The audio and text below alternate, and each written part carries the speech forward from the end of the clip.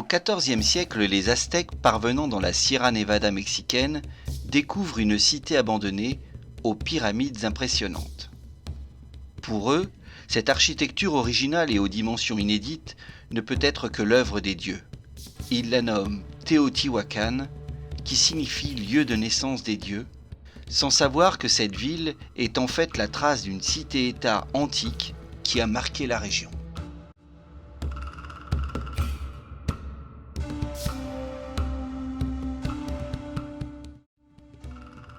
Aucune autre ville de l'Antiquité n'a atteint des dimensions aussi imposantes en un temps aussi court. Comment cette cité a-t-elle pu se développer dans cette vallée de la Sierra Nevada au Mexique à partir de -100 ? Quand en 1880, Désiré Charnay, explorateur et inventeur de la photographie archéologique, prend ses clichés du site, on est loin d'en connaître tous les secrets. Les travaux menés par des équipes pluridisciplinaires tout au long du XXe siècle ont permis de mettre à jour certaines vérités, mais aussi de clore certaines polémiques. L'éruption d'un volcan aurait contraint plus d'une centaine de milliers de personnes à fuir leurs terres. Ils auraient trouvé dans cette vallée du sud de Mexico les conditions plus propices pour construire une nouvelle société. La terre y était fertile, et une nappe d'eau souterraine leur facilitait la tâche. Le site était également à la croisée des routes, non loin des lacs qui leur fourniraient sel et nourriture, et proche des mines d'obsidienne qui leur assureraient prospérité. Pour remercier les divinités, ils firent construire une cité monumentale autour de temples et de pyramides à degrés le long d'un axe nord-sud. Ils mirent 200 ans pour ériger cette ville et firent preuve de force car ils ne connaissaient ni la roue ni le palan pour transporter les immenses blocs. Le rôle de la foi les animait. Leur vision cosmogonique de l'univers explique le tracé des fondations. L'axe est-ouest représente la course du Soleil autour de la Terre, tandis que l'axe nord-sud renvoie à une conception verticale, le nord pour le haut, le sud pour l'inframonde. La grande évolution urbaine a lieu dès le début de notre ère. La cité acquiert son identité propre, notamment avec la construction de la pyramide du Soleil et de la Lune. Celle du Soleil fut construite près d'une grande place, qui servait à accueillir les foules lors des cérémonies. Le bâtiment impressionnant fut construit en une seule étape, dressé en talus de tableros pour ressembler aux montagnes voisines comme le volcan Cerro Gordo. Bâties sur des grottes, symbole de l'inframonde, les pyramides représentaient le monde supérieur. Chaque côté de la pyramide du Soleil mesure 225 mètres. Quant à sa hauteur, elle s'élève à 65 mètres, ce qui en fait l'édifice le plus grand de la ville.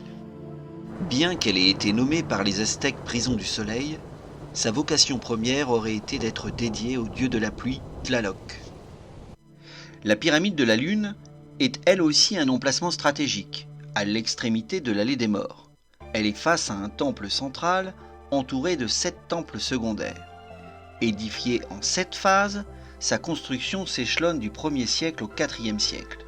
Montagne artificielle permettant de rentrer en contact avec le ciel, moins imposante que la pyramide du Soleil, la pyramide de la Lune avait comme elle des peintures polychromes où le rouge dominait et où les peintures murales alternaient motifs mythologiques et dessins géométriques. Sur 5 km du nord au sud, le long de l'allée des morts, on trouvait le centre cérémoniel avec de multiples temples, dont l'un des plus connus aujourd'hui est celui du serpent à plumes. Symbolisant le dieu le plus puissant, le maître de la vie et de la mort, le créateur du cosmos, il va prendre une importance considérable avec Teotihuacan. Mi-oiseau, mi-reptile, il est choisi par rapport aux autres dieux, la population craignant que ceux-ci ne leur fassent à nouveau défaut. Dégagé par l'archéologue Manuel Gamio en 1918, le temple du serpent à plumes, nommé aussi Quetzalcoatl, présente une pyramide avec une décoration riche. Les sculptures sont remarquables, notamment celle de serpents à panache de plumes qui ondulent le long de parois avec les conques. On pense que ce bâtiment était en lien avec la création du temps et du calendrier. Derrière ces édifices se cachait l'organisation d'une société militarisée où les prêtres jouaient un grand rôle, mais dont on ignore encore aujourd'hui s'ils dépendaient de souverains.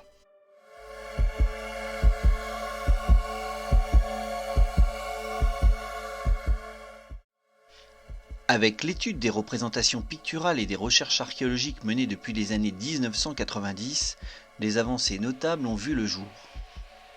Les prêtres étaient une caste très importante au sein de la société de Teotihuacan, peut-être même était-ce la classe dirigeante. Les sacrifices et les offrandes y jouaient un rôle central, surtout au moment de fondation d'édifices. Par exemple, au pied de la pyramide de la Lune, on a retrouvé des animaux pour consacrer les édifices importants. Animaux dédiés à l'art de la guerre, ou animaux dont les symboles étaient associés à des guerriers morts, prédateurs comme le puma ou le jaguar, ou reptiles comme le serpent à sonnette. L'idée d'une société pacifique n'a plus cours désormais auprès des archéologues, car de nombreux squelettes humains ont été retrouvés dans les fondations des pyramides de certains temples. Pour celui du serpent à plumes, pas moins de 260 personnes furent sacrifiées et enterrées entre 200 et 250.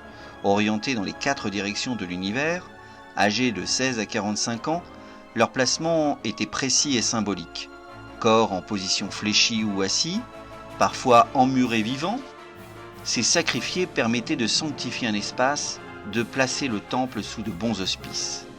Ces cérémonies sanglantes facilitaient l'emprise des prêtres sur la population, tout en revêtant une dimension de spectacle politique et de mise en scène, inspirant promesses de paix et de prospérité pour tous.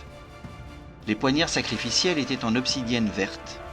Avec les études menées sur les squelettes, on sait que des entailles ont été pratiquées en profondeur sur les bras, les jambes et le crâne, sans qu'elles soient mortelles. L'extraction du cœur et la décapitation supposée peuvent laisser penser que le sang coulait à flot. Dans ces charniers retrouvés, de nombreux objets, masques, colliers de coquillages, pierres de jade ou encore miroirs en ardoise accompagnaient les squelettes. Plus le rang du supplicié était élevé et plus le sacrifice était grand. La classe dominante qui contrôlait les sacrifices servait d'intermédiaire entre les hommes et les dieux, maîtrisant aux yeux des Teotihuacanos le cycle des pluies. Elle régentait aussi une importante main-d'œuvre qui était nécessaire pour ériger les gigantesques édifices. Ces prêtres étaient-ils au service d'une classe politique ? Nous ne le savons pas, car les archéologues n'ont retrouvé pour l'instant aucune tombe de souverain, mais sur les peintures murales, prêtres, commerçants, ambassadeurs et guerriers ont été représentés. De même, près du centre cérémoniel se trouve un ensemble palatial, nommé Quetzalpapalot, qui devait abriter les grands prêtres. Au sein de cet ensemble, le palais des Jaguars, proche de la pyramide de la Lune, était certainement la résidence d'un membre de l'élite. Celle-ci est surtout connue pour ses fresques où l'on voit des félins portant des coquillages sur le dos et la queue, avec une énorme conque dans leur gueule ouverte. À l'apogée de Teotihuacan au IIIe siècle, la classe dominante exerçait son pouvoir sur plus de 100 000 voire 200 000 habitants répartis dans 200 quartiers appelés aussi ensembles résidentiels. Délimités par des murs longs comportant 1 ou 2 entrées, chaque ensemble abritait entre 20 et 100 personnes. Chaque famille avait un appartement mais toutes les familles partageaient ensemble les communs. Cuisine, lieu de stockage ou espace de restauration. Les quartiers se constituent en fonction de plusieurs critères. Le critère de l'origine ethnique, comme celui d'Oaxaca, ou le critère de l'activité économique, comme pour le quartier de la céramique.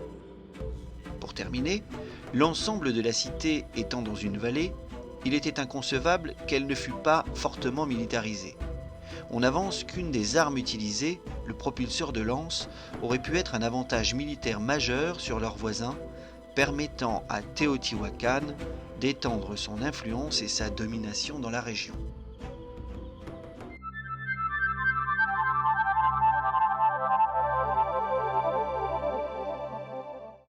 Voici le masque de Malinaltépec, réalisé entre 200 et 650 après Jésus-Christ, sculpture de pierre, incrustée d'obsidienne et de turquoise, de style Teotihuacan. Retrouvé à plus de 100 km de la cité, il est un indice parmi d'autres de l'influence des Teotihuacanos sur l'espace mésoaméricain. Car la cité imposante et démographiquement nombreuse a noué des relations commerciales au gré des alliances et des guerres. Elle a accepté en son sein des populations diverses avec des langues différentes, mais elle a aussi à l'extérieur imposé son modèle. Une stèle de pierre a été ainsi retrouvée plus au sud, à Tikal, capitale maya. Elle décrit un affrontement entre les Mayas et des envahisseurs du IVe siècle. L'issue en aurait été la mort de leur roi, remplacé par un souverain dont les attributs sont ceux utilisés à Teotihuacan.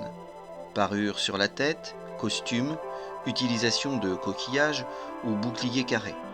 C'est à cette même époque que les Mayas adoptent comme dieu le serpent à plumes, ce qui invite certains chercheurs à penser que le nouveau roi aurait été imposé par les Teotihuacanos. Tout aussi notables étaient les échanges économiques entre Teotihuacan et les autres parties du Mexique, Monde Maya, Oaxaca et littoral Est. L'obsidienne, qui a été monopolisée par la cité, s'est exportée dans toute la Mésoamérique, au nord jusqu'à l'Arizona, au sud jusqu'au Yucatan et au Belize actuel. Cette matière précieuse explique en partie la richesse des Teotihuacanos, qui en retour leur permettait d'importer des coquillages tritons en provenance des Caraïbes, qui leur servaient d'instruments de musique lors des rituels, mais aussi du mica d'Oaxaca, qui était utilisé pour la décoration des temples, ou encore des artefacts en jade ou des plumes caudales du Quetzal. Sur le plan culturel, on trouve aussi une influence indéniable, le plan de la cité servant à la fondation de nouvelles villes avec un style architectural imité. De nombreux objets retrouvés en Mésoamérique, notamment les masques, rappelaient avec force le travail des artisans lapidaires de Teotihuacan.